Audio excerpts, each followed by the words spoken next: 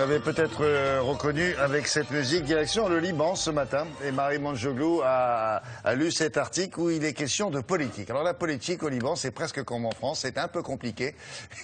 Et là, les choses se compliquent encore plus parce qu'il y a des nouvelles venues. Qui sont ces nouvelles venues dans l'échiquier politique ? Alors, elle s'appelle, sans doute, ça va certainement rien vous dire, mais elle s'appelle Myriam Klink, Lara Kay, Nathalie Fadlala. Ça vous dit rien et pourtant là-bas au Liban, ce sont des stars, ce sont des chanteuses, des mannequins. Oh. Elles sont juste magnifiques, vous allez voir. Elles sont très sexy, hein. Elles ont une plastique très sincèrement, vraiment très très belle. Mais en revanche, elles ont très envie de revendiquer des droits, elles ont très envie de s'imposer dans la vie politique libanaise. Et évidemment, ça a fait le buzz. Oui, ça... Elles sont bien acceptées par leurs collègues masculins. Alors, elles vous ont souriez, c'est non alors. Alors, je précise bien, elles ont l'intention de se présenter aux législatives qui ont lieu en juin 2013. Donc, pour l'instant, oui, elles vont présenter leur candidature, ce qui n'est pas encore fait. Donc là, elles en parlent.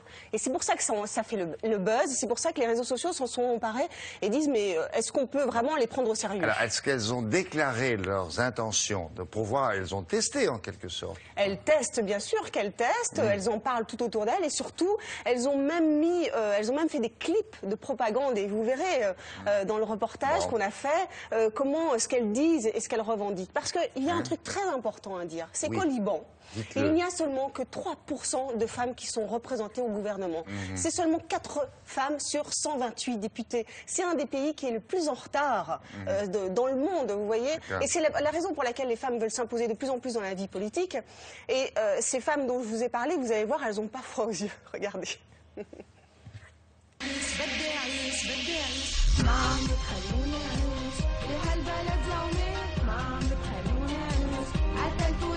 Aujourd'hui, il y a des stars, des actrices qui veulent se présenter aux législatives.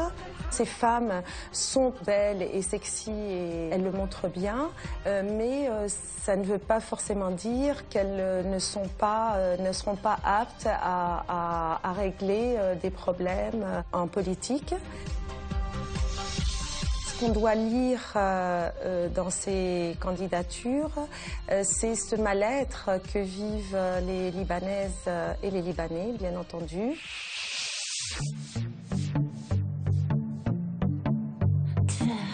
Dans le clip de Myriam Klink, il y a une remise en question de toute la vie quotidienne des Libanais. Elle parle de ce que subit la société en permanence, au quotidien, les pneus brûlés, les problèmes d'environnement, les droits de l'homme, les droits de la femme, les problèmes sociaux, ce qui pousse les gens à immigrer. Elle dit que le Liban est un pays où on pousse les gens à partir.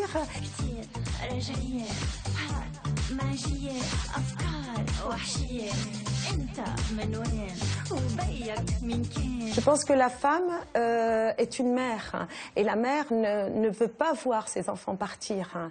Et c'est ça qui fait qu'elles sont peut-être plus sensibles de ce côté-là et qu'elles ont envie de se battre. Elles ont aussi envie de se battre pour leurs droits, les droits qui sont bafoués tous les jours.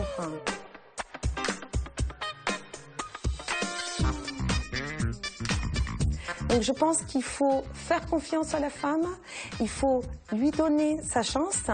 Peut-être réussirait-elle là où les hommes n'ont pas encore réussi. Peut-être aurait-elle le courage de faire changer les choses, de faire évoluer les mentalités, parce que actuellement au Liban, c'est une nécessité.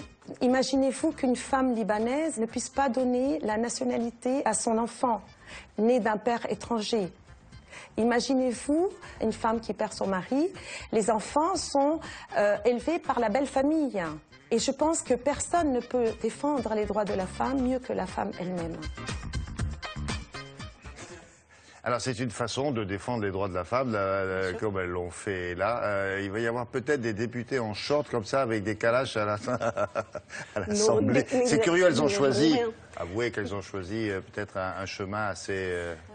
C'est effectivement un chemin très compliqué. La politique libanaise est très compliquée aussi, mais c'est parce qu'on c'est surtout pour faire parler d'elle, apparemment, là, non? Il y a un réel engouement de vouloir changer la politique libanaise, réellement. Ça c'est vrai, mais Vraiment. comme ça, je sais pas.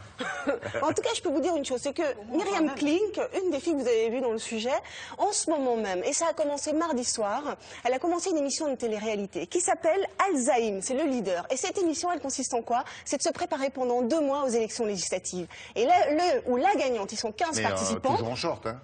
Ah mais non, alors C'est ça le plus important. assez... Quel est le projet? Et ça, c'est génial, parce Quel que est là, le projet elle a une petite politique? tenue Et les filles, extrêmement, mettez-vous en short avec... Moi, je trouve que c'est un très bon projet politique.